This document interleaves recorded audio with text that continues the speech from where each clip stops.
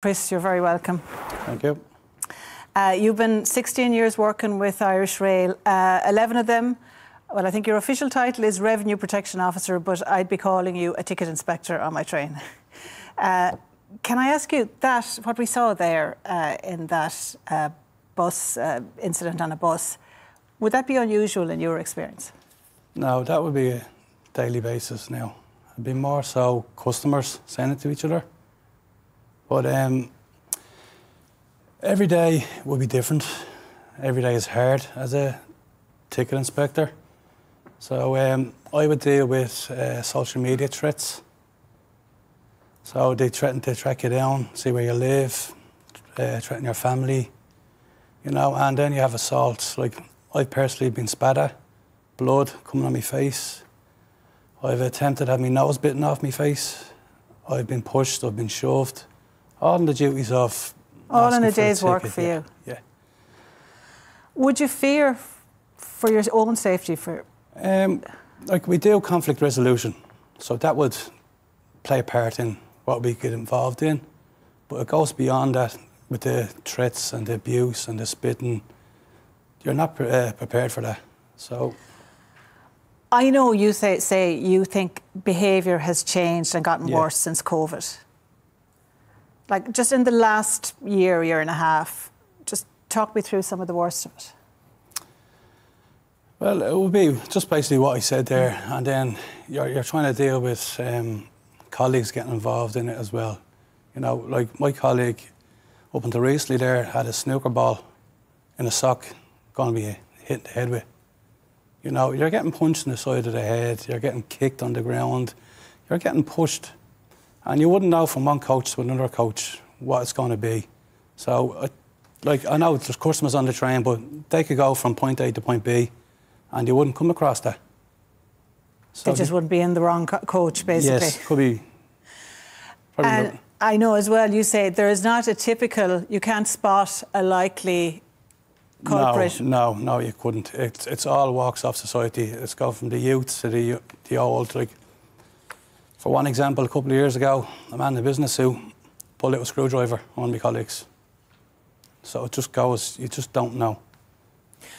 When you do have to deal with it, when you do report it, what is the response? You know, is it good enough in your view? Well, it depends on the severity of it and where we are located. So if we're in between two stations, it's kind of hard. If we're on the approach into the main station, we can contact the driver, we can contact control, you know, get assistance from the Gardaí or whatever it needs be. So.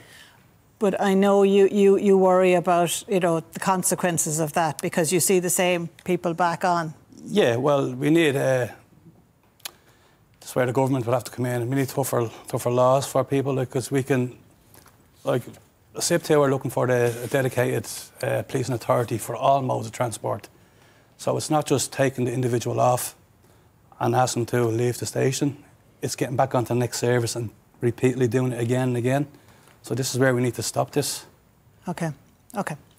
Thank you for that, Chris. I appreciate you coming in tonight. I want to bring in Liz now. Liz, you're very welcome.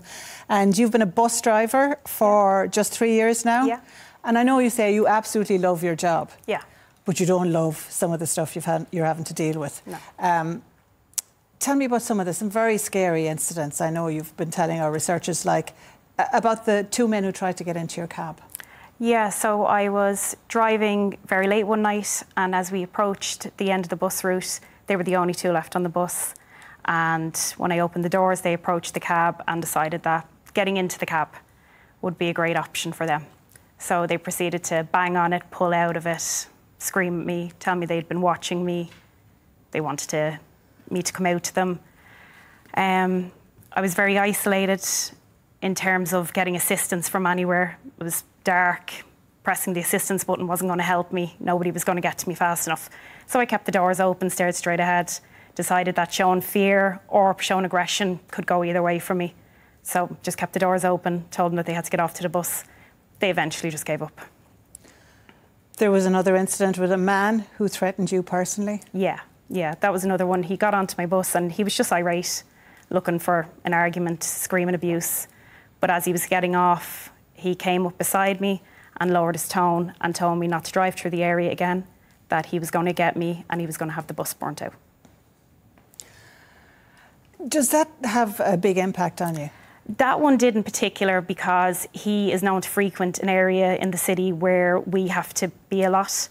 So that one hit more. But my life had been threatened multiple times up to that point. That wasn't the first time. But generally they scream it. So if you're going to do something, you don't usually shout about it. But when he dropped his tone, that felt very sinister. I know that just in general, what you see when you look in your mirror in the bus, a lot of drug use now. Huge amounts. What I believe... What kind of drugs are we talking about? Believed to be crack cocaine is one of the biggest ones.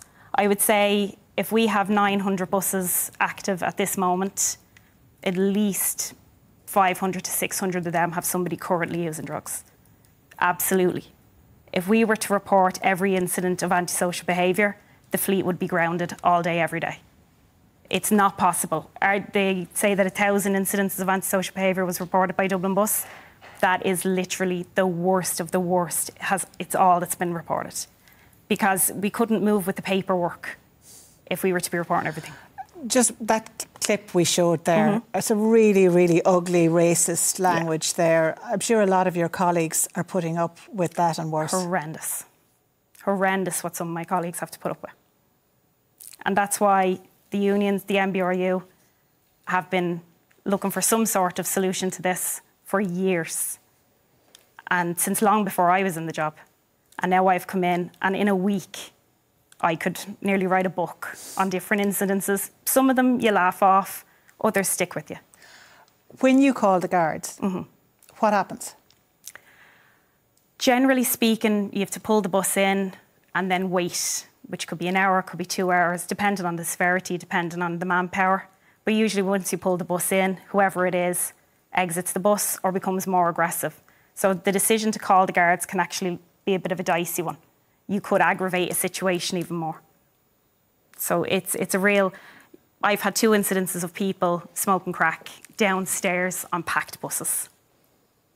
And I don't feel like I'm ever going to be qualified enough to make a decision between should these people be inhaling crack fumes or should I risk an argument if I ask them to get off, because the passengers on the bus could become the target.